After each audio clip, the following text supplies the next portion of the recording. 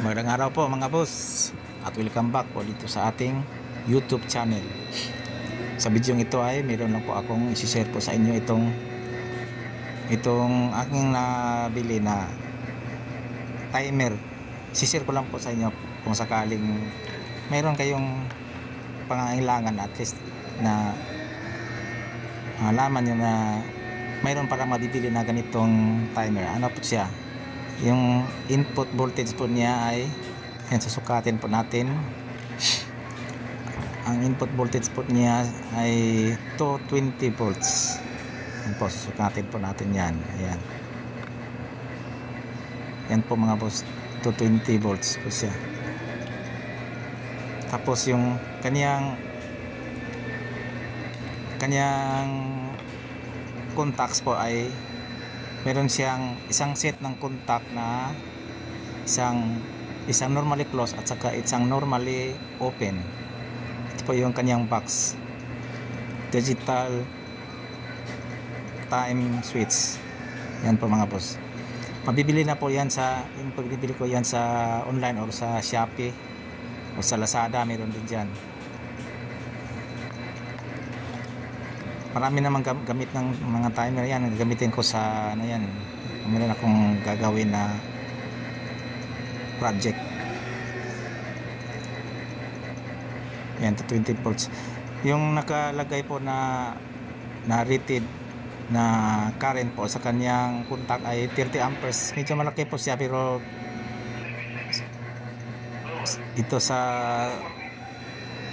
hindi na lang tayo sa 30 amperes, pero pwede na natin yan idaan sa relay or sa contactor para paging matibay, para baka hindi yan totoo na 30 amperes po yung kanyang contact, yung kanyang kapal pang 30 amperes.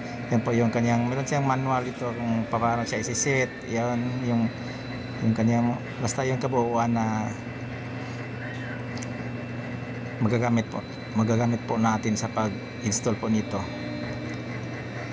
Ano po yan mga boss, 7 days 24 hours in 7 days a week po yung kanyang timer. Bali weekly po siya yung kanyang rotation ng kanyang time ay weekly po, 24 hours 7 days a week. Yan, 7 days timer. Yan po yung kanyang contact, meron siyang normally open at saka normally close. Dyan po sa ayan, yung tinuturo ko dyan. Yan po yung kanyang contact niya. Sa gitna yung normally open, yung sa gilid yung normally close. Yung isa naman yan ay common. Mayroon naman yung mayroon naman yung mga label, kaya madali siya sundan. Madali lang po siya. Yung mounting po niya ay bin drive, pero pwede naman siya idikit kung wala kayong rail. Pwede naman sa dikit sa yung sealant, silicone sealant, pwede din yan. Tibay naman yan. Diyan po yan po yung mga pindutan para sa pagsiset, yung reset. Yung kanyang LED na ilaw ay umiilaw po yan pag naka-engage yung kanyang contact, yung kanyang pinaka-relay.